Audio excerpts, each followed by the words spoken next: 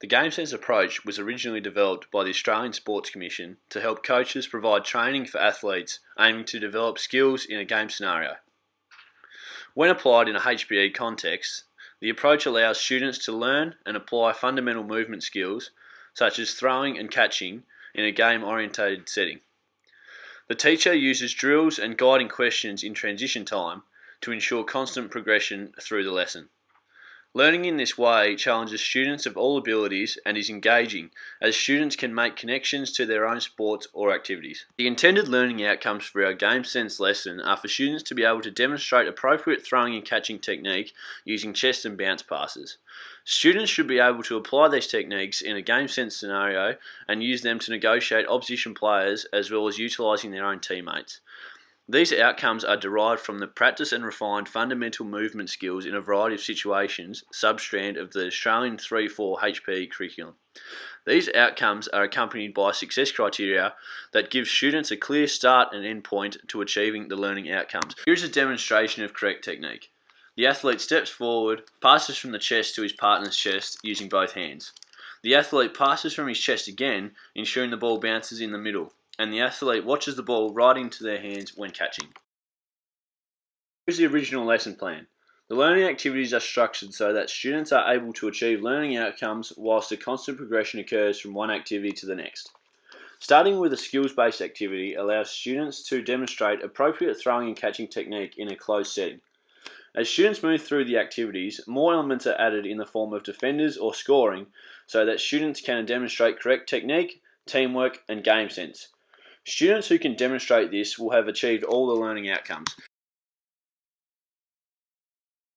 The first activity focuses on initial skill development.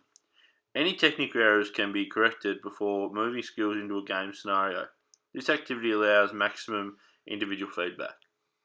The second activity progresses the skill by introducing teammates and a defender. Having students spaced out in a square indicates the lengths of passes that students should be using in a game. During this activity, we moved around to create a constant presence and give groups feedback when required.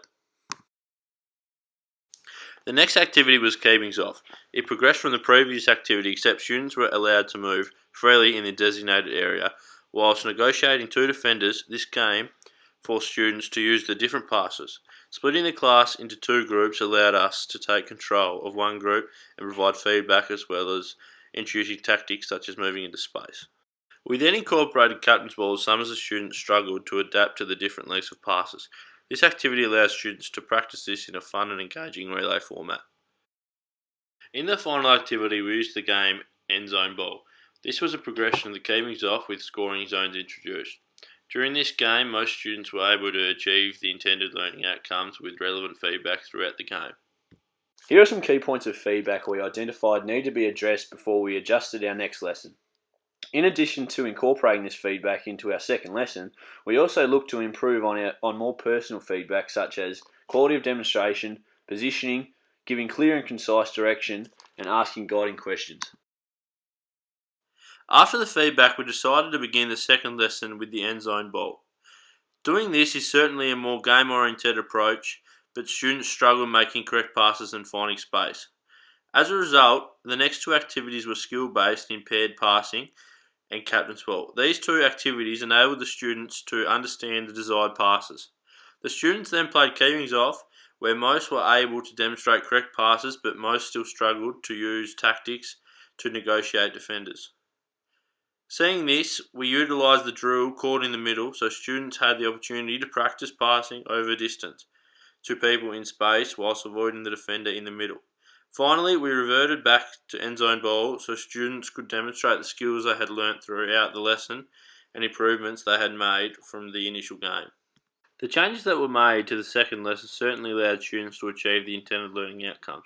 The new structure gave more purpose to the drills being used, as the students could make connections as to how they could apply the learnt skills in a game. It was evident that all ability levels across the class made progressions as they were all moving to space and attempting bounce or chest passes when they needed to, even if the execution was not always great. The Game Sense approach is certainly an alternative yet engaging way to teach HPE, and it adds another option to our teaching pedagogy.